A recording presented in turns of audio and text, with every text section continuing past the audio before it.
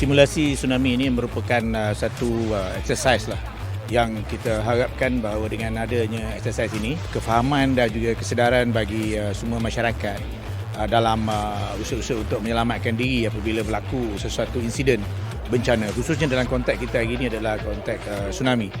Jadi sebab setiap prosedur bagi usaha-usaha menyelamat dan membantu ini dia ada tata cara ataupun apa yang kita kenali sebagai SOP lah, PTO ataupun Perintah Tentang Operasi itu. Jadi ini bukan hanya melibatkan kepada mangsa-mangsa itu sendiri, malah juga kepada semua agensi dan juga semua mereka yang terlibat dalam usaha menyelamat ini. Jadi inilah supaya kita tidak ada berlaku perkara yang boleh menimbulkan orang kata kerencaman dalam usaha membantu. Jadi kita nak synchronization, satu bentuk keselarasan bersama yang melibatkan semua agensi yang terlibat dalam aspek keselamatan, dalam aspek kebajikan dan sebagainya dapat kita gembling secara lebih teratur dan mengikut tata cara yang baik supaya semuanya berjalan dengan rancak. Itulah matlamat utama kita.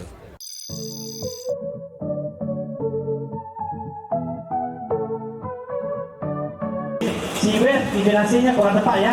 Kenapa kurang tepat? Sebab seawave itu merujuk kepada gempa bumi yang menghasilkan tsunami. Tapi kita kalau faham ya, tsunami bukan dihasilkan always oleh gempa bumi. Mana ada faktor-faktor lain yang menyebabkan berlakunya tsunami. Negeri Kedah, Pulau Pinang, Perak dan Selangor telah menjadi tempat yang berlaku tsunami pada tahun 2004. Masuk sehingga ke dalam kawasan kampung sejauh 500 meter. This is the earthquake and tsunami that happened in Japan, northeast Japan in 2011. Before the tsunami comes, the ocean is kind of calm. You can hear the tsunami warning from the public speakers.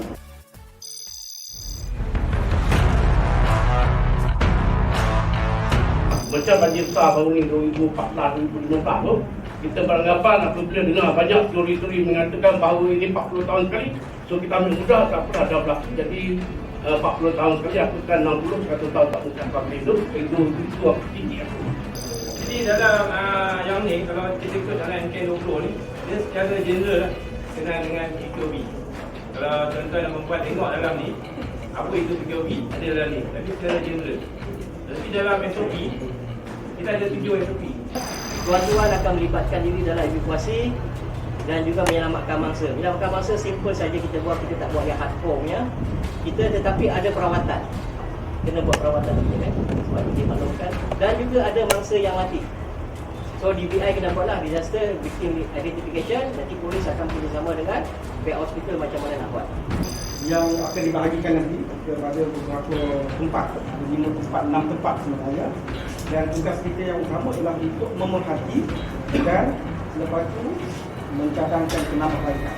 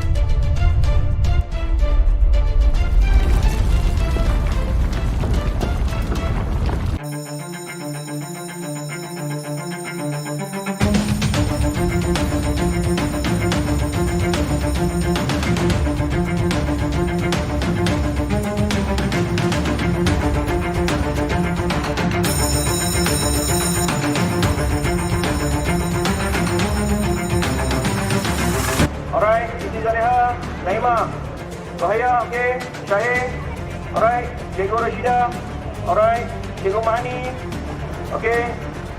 Assalamualaikum tuan. Saya nak laporkan ada berlaku gempa bumi kuat di Kepulauan Nicobar. Saya nak minta kebenaran untuk melakukan amaran tsunami. Anggaran masa ketibaan adalah pada pukul 8.45 pagi. Assalamualaikum Datuk, saya Zuraini dari NDCC. Nak maklumkan pada Datuk bahawa NDCC telah menerima maklumat mengatakan satu kejadian gempa bumi bermagnitud 9.2 di Kepulauan Nicobar dan kemungkinan akan ada tsunami di Kuala Muda. Assalamualaikum. MMD ke? Saya Azam daripada NDCC. Kami nak dapat kebenaran daripada YAD Perdana Menteri untuk meneruskan proses evakuasi. Jadi bolehlah terus aktifkan sistem siren. Okey, kita akan trigger.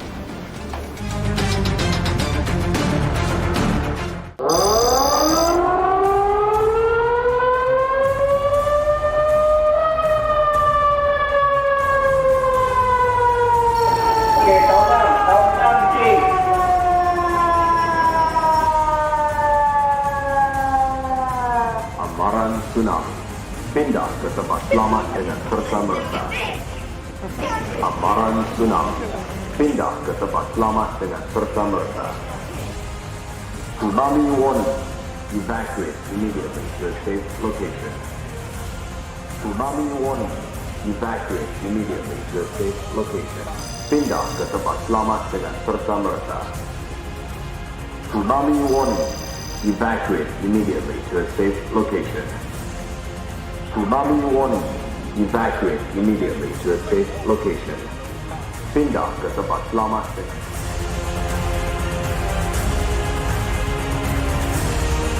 Assalamualaikum tuan. Mohon pengesahan tuan berkenaan dengan amaran tsunami.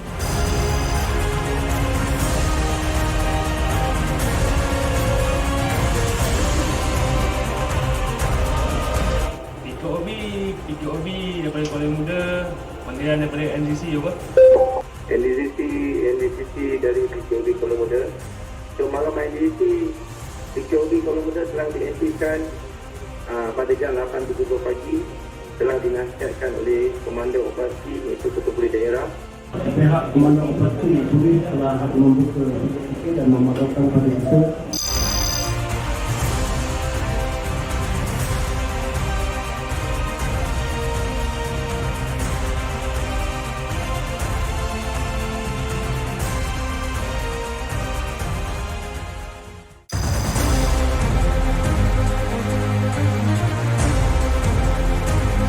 Saya Cikgu Ismanila binti Isha daripada SMK Kota Kuala Muda bersama 21 pelajar saya telah terperangkap di SK Sri Kuala. Mohon bantuan. Tolong. Bomba Muda 1 dan Pertahanan Awam 1 dari Polis Muda 1 terima maklumat daripada seorang guru Sekolah Keperasan Sri Kuala. Terdapat 10 pelajar terperangkap di sekolah. Minta hantar bantuan segera.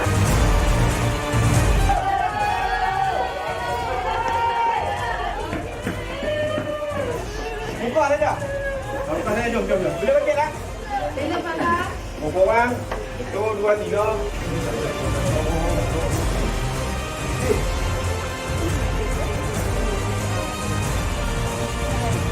Ada kena apa ni? Kena kacau ke apa tak? Tak perasan?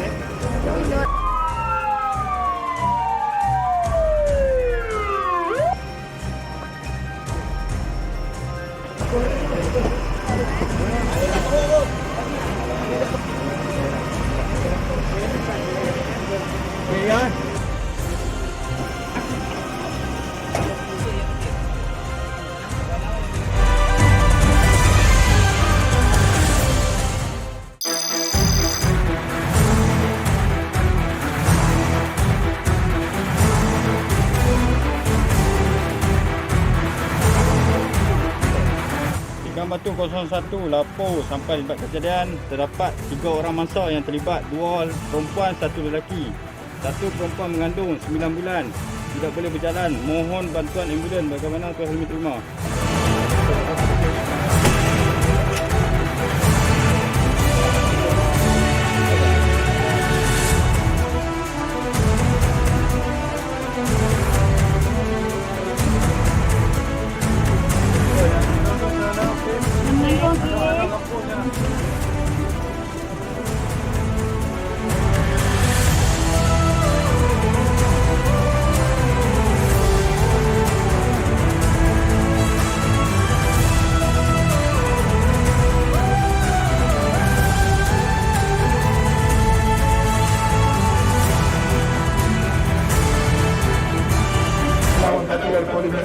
terima maklumat daripada orang awam terdapat mangsa di menara siren tsunami.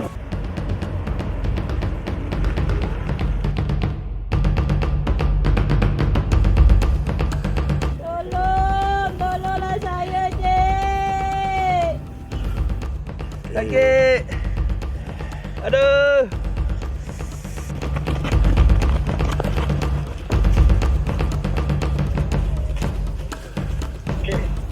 Jumpa satu mayang. Barang-barang masjid. Minta bantuan segera ke lokasi zon B. Ambulan. Satu mangsa cedera lagi ni.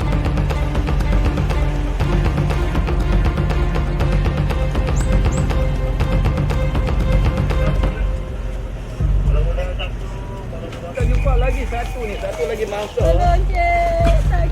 Satu mangsa wanita apa? Jadi dah cedera parah.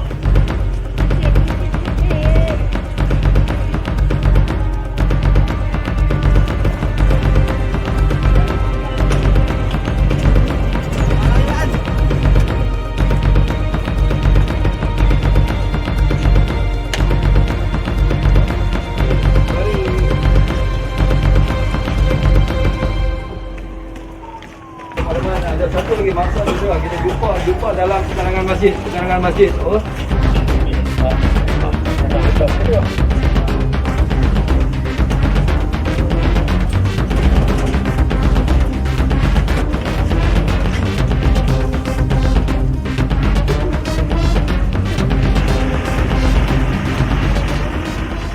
Berdasarkan latihan pada hari ini, saya rasa kalau kata 100% untuk mencapai matlamat tu taklah.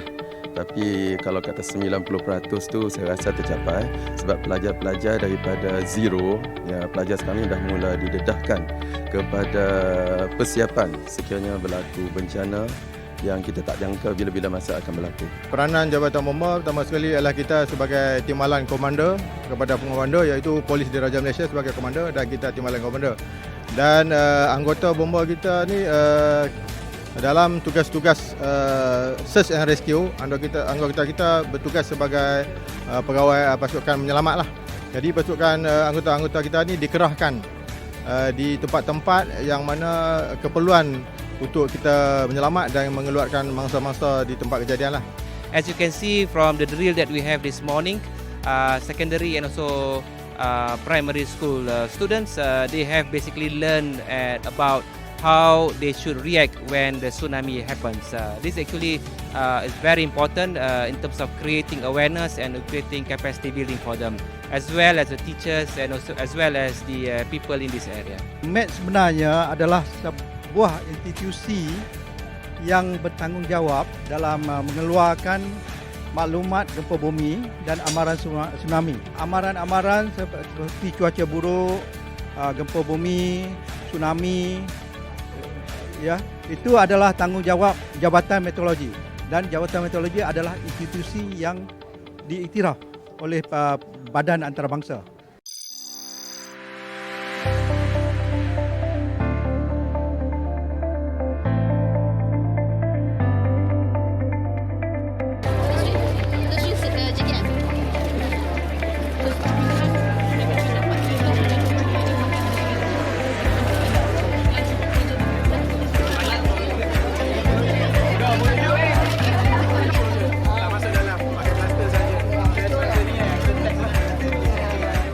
Penglibatan kami adalah dengan untuk menyediakan medical base seperti yang ada dan memulakan perawatan kecemasan di site dan untuk mengatur pergerakan pesakit ke hospital lah.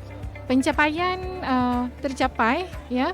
Kita berjaya, saya tengok sini kita dapat bersama-sama membantu mangsa-mangsa yang terlibat, dan mangsa-mangsa terlibat juga telah memberikan kerjasama yang sepenuhnya.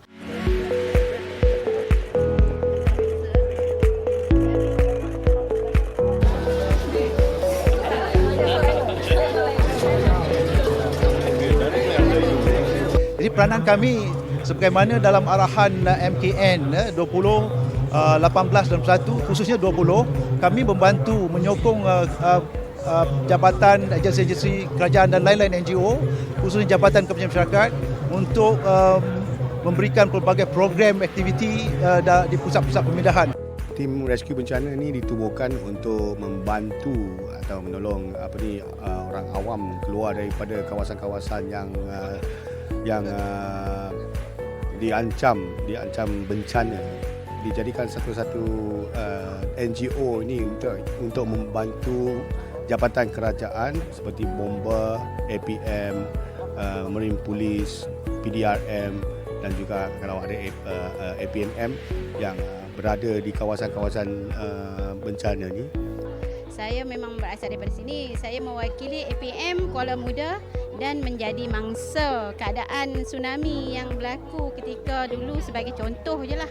Kata kalau apa pun itu perasaan yang ada kami dapat sekarang ni memang real lah kakak. Memang kita tak pernah rasa walaupun gegaran tu berlaku berapa tahun yang lepas, saya tak ada di sini. Tapi bila dijadikan mangsa, saya rasa saya bertuah. Saya merasai apa yang berlaku semasa tsunami hari itu.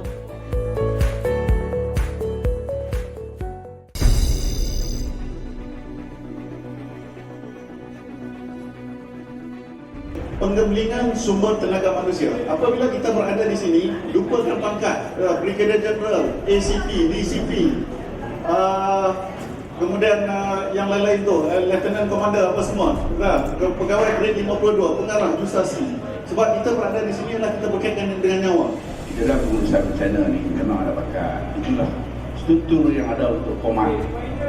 Dijadikan struktur ketua poli daerah itu untuk komand. Dia tak boleh turun buat kerja sekali sebab dia akan merancang melaksanakan pengoperasian. Mesej yang sampai kali ini, mesej yang sampai ke bawah, kita tak dapat signal.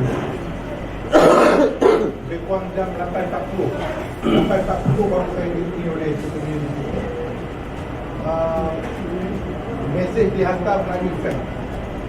Bagi saya yang pemahaman saya itu adalah awal. Semua pemakluman melalui telefon. Okey, disebabkan itu kelewatan sedikit tindakan daripada kami polis dan agensi lain. Padahal kita perlu bagi kepada agensi. Tapi pemakluman itu bila kita cek 8.40 fake sampai itu adalah pemakluman lemparan pada 7.50 Tapi apa yang berlaku tadi bukan kanak-kanak, dewasa pun semua mangsa, semua minta air.